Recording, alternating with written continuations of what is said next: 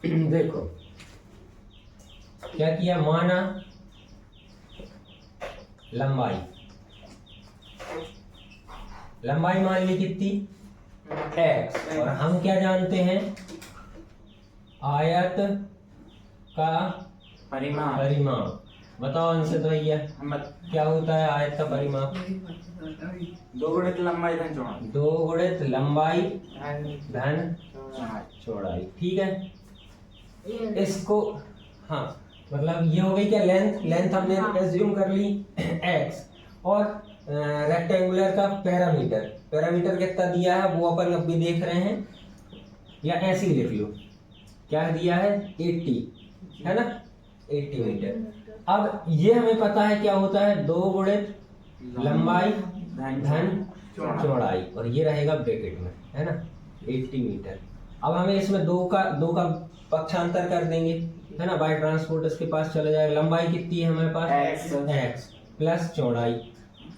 ठीक है, यहाँ पे ये 2 यहाँ पे क्या है, मल्टीप्लाई में, इस तरफ जाएगा डिवाइड हो जाएगा।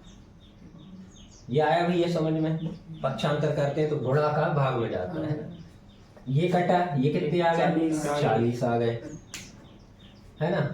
इस x को भी हम उस तरफ ले जा रहे हैं, हमें तो चौड़ाई चाहिए थी, तो कितनी हो जाएगी 40, तो ये है हाँ। ये x प्लस का है, इस तरफ जाएगा माइनस, तो ये चौड़ाई आ गई। अब हमें क्या दिया है, आयत का क्षेत्रफल कितना दिया है, 400 वर्ग मीटर। इसका क्षेत्रफल पता है जी, क्या होता है, लंबाई गुणित चौड़ाई बराबर कितना हो जाएगा, 400 वर्ग मीटर, है ना। इसको इनके मान रख दें, x हो गया क्या, लंबाई, चौड़ाई कितनी हो गई, 40 x बराबर 400। इसका गुणा कर दो अंदर, तो कितना आ जाएगा, 40x माइनस x स्क्वायर, और इसको उठा के लिया तो माइनस बराबर में जी। ठीक है, इसको अरेंज कर लो, क्या आ जाएगा, x square minus 40x plus के होगा x स्क्वायर माइनस का होगा शायद। एक मिनट,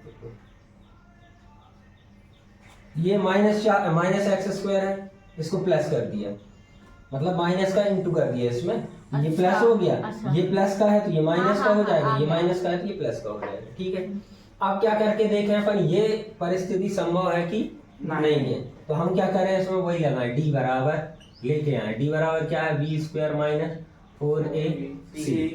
ठीक है, इसमें क्या करें, बी कितना है, माइनस के 40, तो माइनस के 40 का स्क्वायर माइनस 4a कितना है, 1, है ना, और c कितना है, 400।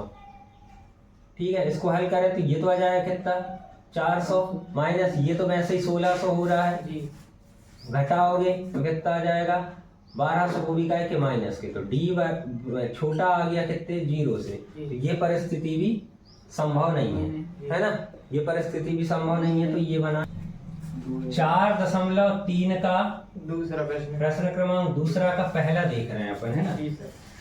उसके पहले एक कंडीशन है, यहाँ देखो क्या कंडीशन है कि अगर d ये जो है ना, D B square minus 4ac, इसको याद कर लेना, ये है आपका काय का विवेक्तकर सूत्र। क्या है, विवेक्तकर सूत्र। अगर एक और कोई कहीं ये बता देते हैं कि ये क्या है, b square minus 4ac under root में, तो ये आधा अधूरा सा, इसके आगे क्या है, प्लस माइनस बी माइनस का, और ये आ जाएगा 2a। ये होता है श्रीधराचार्य का फॉर्मूला, पुरानी बुक में इसको यूज करना भी बताया है ना। तो अभी अपन को विविक्त कर देखना है, तो विविक्त कर का फॉर्मूला आ भी जाता है आपकी, डिस्क्रिमिनेट है ये, है ना, उसी का डी है। ठीक है, तो ये हो गया आपका, इसकी 3 कंडीशनें थी। अब डी लिख दें, या बी स्क्वायर माइनस 4ac बराबर 0, चलो बराबर से या ऐसे कर लें, ये बड़ा है, इसका मान बड़ा, भी आए थे 2 बार छोटे छोटे मान आए जी, है ना। उसके बाद बी स्क्वायर माइनस 4ac बराबर 0 और बी स्क्वायर माइनस 4ac छोटा है 0। इसमें मूल वास्तविक मिलेंगे ही नहीं, मूल ही नहीं मिलेंगे इस वाली कंडीशन में। अगर ये माइनस में आता है उत्तर, हाँ। 2 सवाल में देखें, हाँ। मूल नहीं मिलेंगे, मूल नहीं मिलेंगे तो उसका हल नहीं मिलेगा। ऊपर वाले में इसमें अगर मूल मिलते हैं तो 2 भिन्न वास्तविक मूल मिलेंगे, है ना। हाँ। 2 भिन्न वास्तविक मूल मिलेंगे। और इसमें अगर इसका मान बराबर आ जाए 0 के, मतलब इसको हल करें और 0 आ जाए तो 2 मूल मिलेंगे, लेकिन दोनों मूल कैसे रहेंगे? समान रहेंगे। आई बात समझ में? ठीक है। सवाल क्या कह रहा है, अगर दिए गए द्विघात समीकरण के, जो द्विघात समीकरण दिया है उसके मूल समान हो तो k की वैल्यू फाइंड करनी है अपन को, है ना, है ना। हो गई थी। Very good. तो हमें पहला वाला क्या दिया है बोलो? 2x square plus kx plus 3 कैसे बोल रहे हैं? कोई तो समझ रहा है। दिमागी चलो यहाँ देखो, अब इसमें क्या दिया है, हमने क्वेश्चन में ही बताया कि मूल कैसे रहेंगे? समान रहेंगे। समान रहेंगे मतलब ये वाली कंडीशन, हाँ। ठीक है। तो हम उसी को लेके चले। पहले तो ये पता है a क्या मिलेगा, b क्या मिलेगा और c क्या मिलेगा। 2 a कितना हो गया? 2, b कितना हो गया? K, c कितना हो गया? 3। हमें पता है b स्क्वायर माइनस 4ac, अगर मूल बराबर है, इक्वल है, तो इसके बराबर में 0 रहेगा। अब समान रख दो, कितना b कितना है? k का स्क्वायर माइनस 4 इंटू a कितना है? 2 2 इंटू c कितना है? 3 इक्वल टू 0। हाँ k स्क्वायर को हल कर दो, k स्क्वायर, ठीक है, माइनस 4 दूनी 24 बराबर k स्क्वायर बराबर कितने आ जाएंगे? 24 k बराबर क्या हो जाएगा? √24 माइनस प्लस, मतलब प्लस है ना? कर देंगे। अब प्लस में ही रहने दें। k इक्वल टू कितना आ जाएगा? इसको निकाल लो। कैसे निकालोगे? ऐसे 24, 2 से दिया 12, 4 का है सर। 2 से नहीं है बेटा, 4 का 16 होता है, 5 का हाँ, 25 हाँ, तो है ही नहीं। 6 2 से गया 3 और 3 आया ये।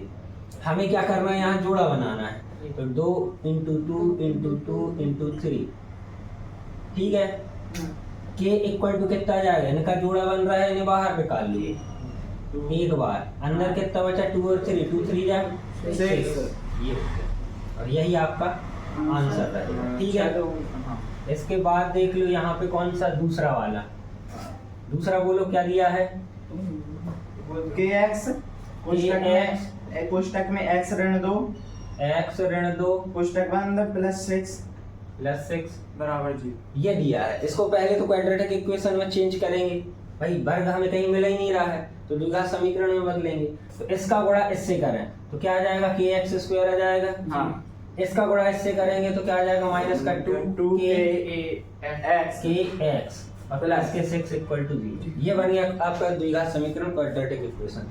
अब इसमें हमें क्या चाहिए? a b c मिल जाए। a बराबर कितना हो जाएगा? k। b बराबर कितना हो जाएगा? माइनस के 2 k आएगा, हाँ। है ना। और c बराबर कितना आ जाएगा? 6। इसमें मान रखें b स्क्वायर माइनस 4ac बराबर 0। क्यों? मूल समान है इसलिए हमने बराबर 0। एक चीज बता दो, ये माइनस के 2 k क्यों आए? x का गुणांक कितना है? ये तो द्विघात समीकरण में से हो गया, ये गुणांक है उसका, माइनस का चिन्ह है तो माइनस आ गया, 2k था तो 2k आ गया। k की वैल्यू फाइंड करनी k की वैल्यू फाइंड करनी है तो क्या हो जाएगा? माइनस 2k का स्क्वायर माइनस क्या आ जाएगा? 4 इंटू k कितना है? k।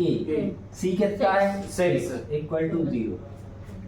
इसको हल करें, ये कितना हो जाएगा? माइनस का 4 प्लस हो जाएगा 2 का 4 a का स्क्वायर माइनस 4 6 24 के बराबर 0। कुछ नहीं करना, इसके पास भी k है, इसके पास भी k है, k कॉमन ले लो और k ले लिया कॉमन। 4 और 4 6 24, 4 भी कॉमन ले रहे हैं, 4k ले लिया। यहाँ अंदर क्या बचा? इसका k माइनस यहाँ पे कितना? 6 बचा बस बराबर 0, ठीक है। एक बार 4k इक्वल टू 0 तो k इक्वल टू 0 है ना, और एक बार k माइनस 6 इक्वल टू 0 तो k बराबर 6। ये आ गई आपकी वैल्यू। k की वैल्यू या तो 0 रहेगी या 6 रहेगी। तीसरा सवाल है ना, तीसरा सवाल क्या बोल रहा है बेटा? आपको तो आ गया समझ में। चलो देखो, क्या बोल रहा है, क्या एक ऐसी आम की बगिया बनाना संभव है जिसकी लंबाई चौड़ाई से 2 गुनी है? लंबाई कितनी होगी पहले क्या पता चल जाएगा? लंबाई निकालो। लंबाई कैसे निकालोगे? लंबाई x मान ली, हाँ लंबाई आपने x मान ली, तो चौड़ाई कैसे मानोगे? इसकी 2 गुनी 2 गुनी चौड़ाई इसकी 2 गुनी नहीं, पढ़ो तो उसको, चौड़ाई इसलिए तो से पूछ रहे हैं, बस यही है समस्या आप लोग। लंबाई चौड़ाई से 2 गुनी है। लंबाई जितनी भी दी है ना जी, वो वो चौड़ाई से डबल है डबल ये। पहले तो इसको ढूंढेंगे, हाँ ये पता चल जाए जाके 2 गुनी करने तो ये आ जाएगा। हाँ तो हमने क्या किया, माना चौड़ाई x क्या मान ली, X। x, तो फिर लंबाई क्या हो जाएगी, 2x हो जाएगी, 2 का गुणा कर देंगे, ठीक है। अब उसका दिया क्या है, उसका इसका क्षेत्रफल दिया है, आयत का क्षेत्रफल कितना दिया है, 800, जी ठीक है, 800 वर्ग मीटर दिया है। अब आयत का क्षेत्रफल बताओ अंशित क्या होता है, अब भी लिखा, हाँ अब वह बताई थी, बताओ सौरभ। लंबाई धन नहीं लंबाई धन चौड़ा ये लंबाई गुणित चौड़ाई होती है, आपको बोली थी लिखी हुई होगी है ना। अब देखो इनके मान रख दें, ये कितना है 2x, जी और गुणित कर दें क्या, X। गुणा की जगह हम ब्रैकेट लगा दे रहे हैं ना, x x इक्वल टू 800 इसको हल कर रहे हैं, कितना आएगा 2x 2x स्क्वायर बराबर 800 800, x स्क्वायर बराबर 800 400, अच्छा काट दिया डायरेक्ट कैसे 800 हाँ, बटे बटे 2 दो। फिर काट दो ठीक है। अब x इक्वल टू कितना आ जाएगा 400 रूट 400 काय का वर्ग होता है 20 को 20 का। प्लस का रहेगा।